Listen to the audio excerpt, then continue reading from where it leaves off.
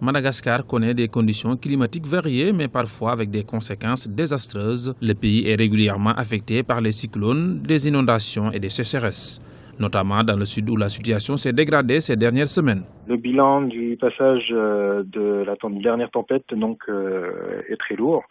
Selon le bureau qui s'en occupe, de la BGNRC, donc plus de 150 000 sinistrés et une cinquantaine de décès. Sur le plan humain.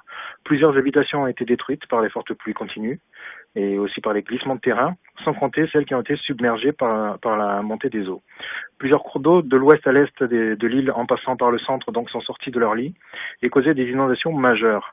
Près d'un quart de la production rizicole a été détruite. Près du quart de la population, soit environ 5 millions de personnes, vivent dans des régions à risque.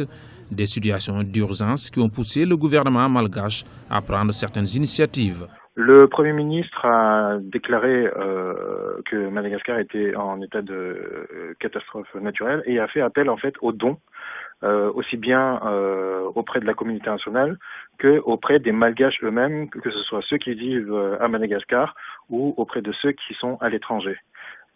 Aujourd'hui, il faut plusieurs millions, à peu près l'équivalent de 50 millions d'euros qui sont nécessaires pour faire face aux dégâts causés par le dernier cyclone, entre autres.